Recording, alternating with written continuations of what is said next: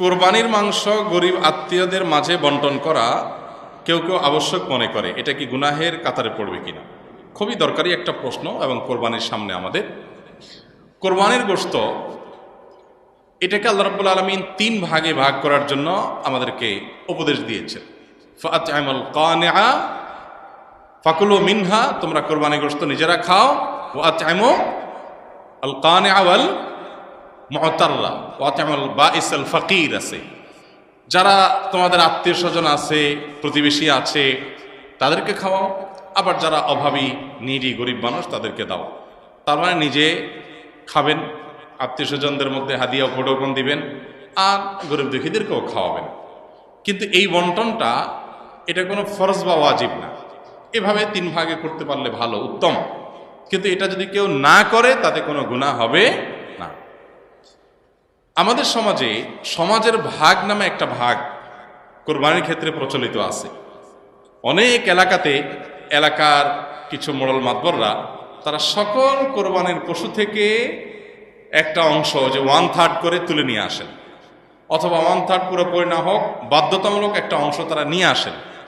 এনে তারা তাদের মতো করে পুরো এলাকাতে বন্টন করেন। অনেক এলাকাতে যে কোরবানি দিয়েছে তাকেও দেয়, যে দেয় নাই তাকেও দেয়। এখন এই সমাজের ভাগ নামে যে ভাগটা বাধ্যতামূলকভাবে কালেকশন করা হয়, সেটা কোনো অবস্থাতে জায়েজ না। যদি বাধ্যতামূলকভাবে করা হয়, যদি জোরপূর্বক করা হয়।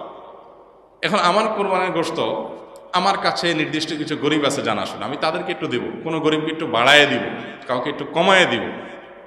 আমার হয়তো আরো দূরে কোনো আত্মীয় আছে, তাকে আমি একটু পাঠাবো। এখন আপনি এসে সমাজের ভাগ নিয়ে আপনার মতো আপনি বন্টন করতেছেন। আপনি আমার থেকে নিয়ে আপনার মন মতো এভাবে বন্টন করবেন, এবং সেটার জন্য সামাজিকভাবে এক ধরনের বাইন্ডিংস তৈরি করে দিবেন। এটা হলো জোরপূর্বক চাঁদাবাজির মতো। আমাকে আল্লাহ রাব্বুল আলামিন আমার সম্পদ দান করতে বলছেন, আমি সম্পদ দান করব। দান করলে আমি সওয়াব পাবো, আল্লাহ আমাকে উৎসাহিত করেছেন। এখন সমাজ থেকে যদি আমার কাছ থেকে বাধ্যতামূলক দানের টাকা নিয়ে যাওয়া হয়, নিয়ে তাদের মতো তারা গরিব মানুষকে দেওয়া হয়, ব্যাপারটা কেমন হবে?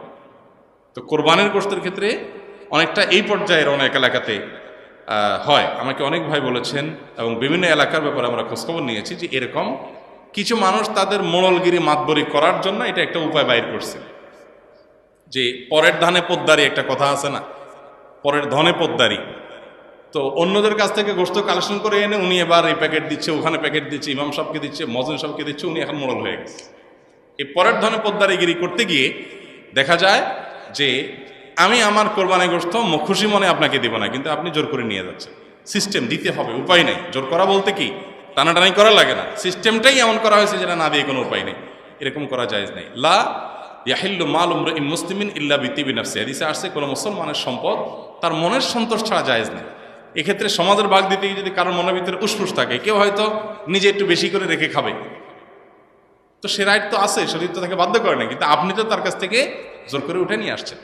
তো এরকমটি করা জায়েজ হবে না। হ্যাঁ, যদি একটা গরুরতে কয়েকজন অংশগ্রহণ করলেন, অথবা একটা ছোট্ট সমাজের কয়েকজন সম্পূর্ণ উইলিংলি তারা নিজেরা খুশি হয়ে দিয়ে কোনো একজনকে দায়িত্ব দেন যে তুমি সবাইকে সমান করে বন্টন করে দাও, বা গরিবরা সব ঘরে ঘরে যায়, তার চাইতে একটা জায়গা রেখে তুমি দিয়ে দাও, সবাই উইলিংলি করেছেন, সেটা অবশ্যই জায়েজ হবে।